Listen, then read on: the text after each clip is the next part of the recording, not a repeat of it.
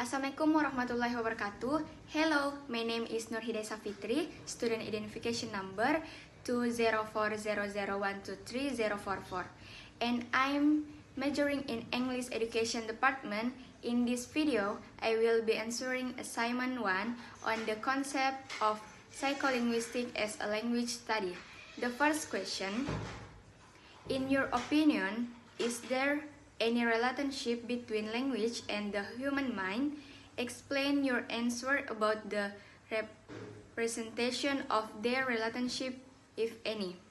My answer is yes, there is a strong relationship between language and the human mind. The mind is the place where ideas are formed, and language is the tool used to express those ideas. Without the mind, language cannot be produced, and without language it would be difficult to share what is our mind. For example, when we want to say something, first our mind creates the idea, the organized words, and finally procedure speech. This shows that language and the human mind work together closely. The second question: what do you know of psycholinguistics from online source? My answer is from online source. Psycholinguistics is defined as the study of how the human mind processes language. It explains the psycholinguistic factors that influence how we produce, understand, and respond to language. Online dictionaries usually give general definitions that help you know the basic meaning of psycholinguistics. The third question: what do you know of psycholinguistics from expert views?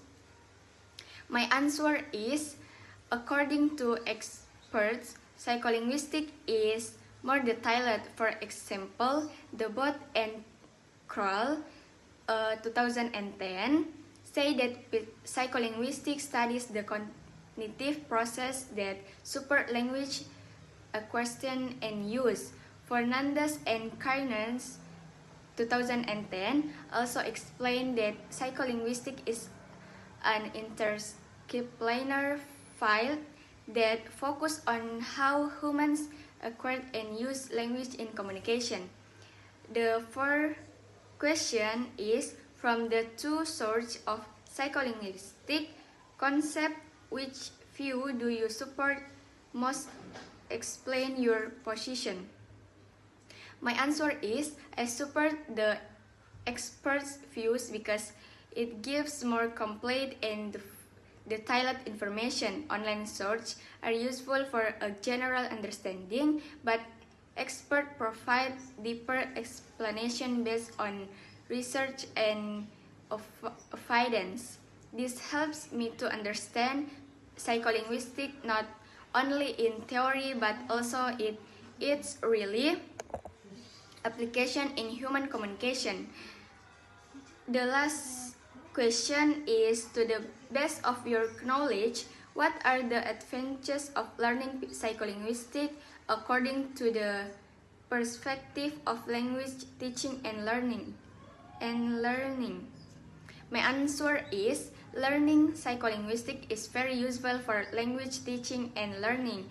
It helps teachers understanding how students acquire and use language, so they can choose better method to teach. It also explains the mental process of speaking, listening, reading, and writing, which improve teaching strategies. For students, learning psycholinguistics can make them aware of how their mind works in learning a new language, so they can learn more effectively. Thank you. That's my answer. Wassalamualaikum warahmatullahi wabarakatuh.